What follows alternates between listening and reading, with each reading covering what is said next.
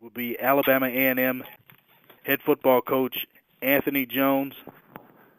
Alabama A&M defeated Alcorn State by a final score of 19-18. Good morning, Coach. Are you with us? Yes, sir. Good morning. Good, Coach. If you will, talk about your victory over Alcorn and preview your trip to Jackson, Mississippi for Jackson State this coming Saturday. Okay, well, tough game. Coach Hobson always has them ready to play. He's doing a great job down there. We went there.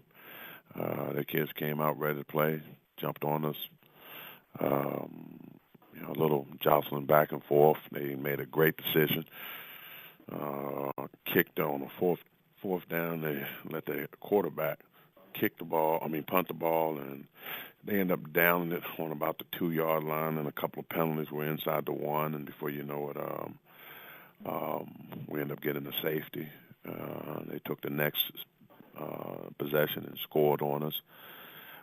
Then we get the ball back a couple of plays and run a play and fumble, and they take that in for a touchdown. Now we're down 15-0. And we knew they were very explosive offensively. Defense, we knew they were an attacking defense. And so right now it don't look real well for us at all, but our kids kind of hung together, fought together. We started making some plays, and so did Jamison. Other quarterback, he got a little hot, and threw a couple of touchdowns. And, we're going at halftime, 18-13, a close ball game. Both teams fighting hard, playing well. Come back out in the second half, and it's more the same, back and forth. Both defenses are playing well. Our kids were able to make a couple of plays. Their guys had some opportunity to make some plays, a couple of field goals, and that went wide for them. And we were able to get another touchdown, and now the score is 19-18. Went for 2, didn't convert. Went 2 on 2 occasions and didn't convert. And so now we're hanging on to a 1-point lead, and it's going back and forth. Kind of get down there late in the game, and they put together one heck of a drive. A couple of pass interference calls, and they weren't. They were what they were. Our kid was trying to make a play, and they were pass interference calls. And next thing you know, they have the ball on the 2, I believe it was, first and goal from the 2, and our defense made a great stand, was able to keep them out of the end zone, and we thought we had recovered a fumble, but it was ruled as an incomplete pass, and they had a kind of a chip shot field goal, and their kid missed, and then we get the ball back and kind of ran a couple of plays and went to punt, and when we punted the ball, their kid tried to make a play, and we were able to recover it and came away with the victory. Again, it was a tough game. Could have went any way, kind of like it was last year. They beat us by 1 at our place, and this year we got them by 1. Well-coached team, a lot of talent. We were fortunate to be able to go down there and get the win, and that was that. This week here, Jackson comes to us. And they're the best in the conference. Coach Common-Cheese is doing a great job down there. He has his team ready to play, and it seems like no matter what is necessary in conference play, they do what is necessary to win. If they got to score a ton of points, they score a ton of points. If the defense got to pitch a darn near shutout, they do that. So very tough team, very talented team, very well coached.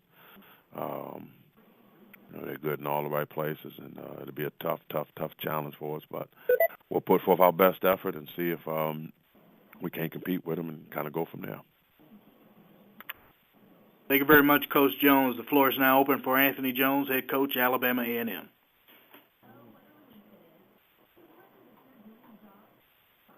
Coach Jones, I see Morrell Pine Bluff commercial. Can you talk about getting your 100th career victory, and what was the turning point once you fell down 15-0? I think it was a couple of things.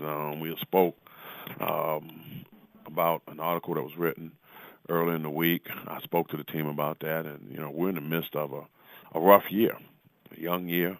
Our defense is ranked number 1 in a lot of categories. Our offense is ranked towards the bottom in a lot of categories, and in that article, no one pointed fingers. We talked about being a team. We talked about staying a team, and I think that was key. And I brought it up to the guys, and we've been fighting. We lost a couple of games that we had control, that were self-inflicted wounds that caused us to lose, and then we lost a couple of games that we had no control over. And that's kind of what life is. And so, we wanted to stay together, stay positive. We were able to do that, and that's kind of what happened in the game. We're down 15-0. No pointing fingers. There was a lot of positive energy on the sideline, and of course, Jameson came in and did some great things for us and got us going. And so I think those things were a combination of that. As far as 100 wins, this is an accomplishment shared by many. I'm fortunate.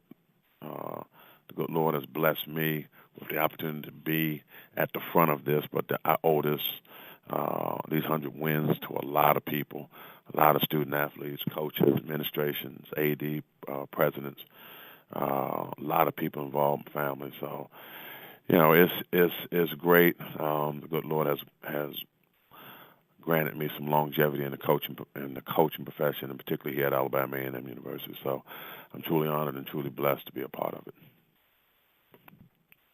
Appreciate that. Thank you. Thank you.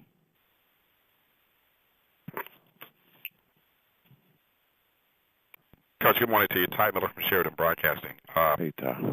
First of all, congratulations on winning your 100th game. And if you could you talk about what it takes to be a head coach in this environment with all the expectations and, just looking at what happened in Houston last night and what happened with John Fox down in Carolina, what it takes and how much demands is made on the coaching profession?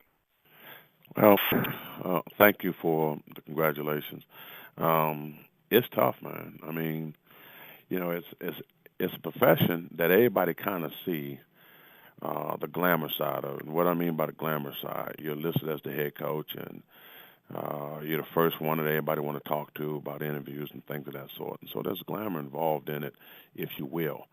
But there are so many hours and days and months and years that you spend behind closed doors and a lot of stress, and you're trying to get your team to do what you envision them, what you want them to do, and sometimes it don't work out that way. And the main reason why it don't work out that way, because you're always going to have another team that's trying to impose their will on you also, and that's what a lot of people just don't seem to understand. And then you have to be concerned about the kids on and off the field, their academics, their personal lives, their safety, what they're eating. I mean, the list goes on and on and on and on. And it's a never-ending job.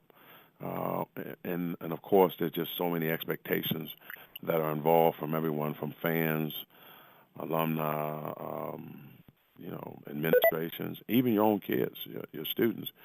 It takes a great base at home, a family, someone that understands what you're trying to do. And it's just tough. It's tough on your body. It's tough on your mind because there is a lot of stress involved. And the main reason why there's so much stress involved because there's so many factors that you want to have control over that you just don't.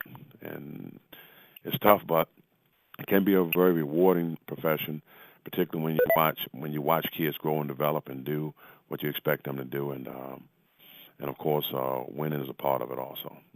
And of course, losing is too. Well, Coach, speaking of winning this week, and you mentioned the fact that the article came out last week and no one spoke negatively about your team. Can you address Jackson State in terms of taking on Rick Comedy? What kind of games you guys always have when you face each other? Well, I mean, his team's going to be well coached. They're going to be physical. They're going to be explosive offensively.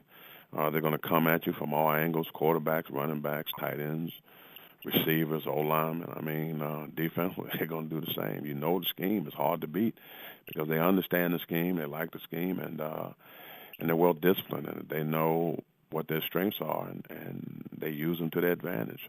And, of course, they do exceptional work on special teams, too. They're just a good, well-coached football team, and that's why, they have no blemishes on their conference record. And, we'll be another team that's taking a crack at it, trying to put a blemish on there, but it's going to be tough, and we know that. And just a great team. He does a great job down there, so this week will be no exception.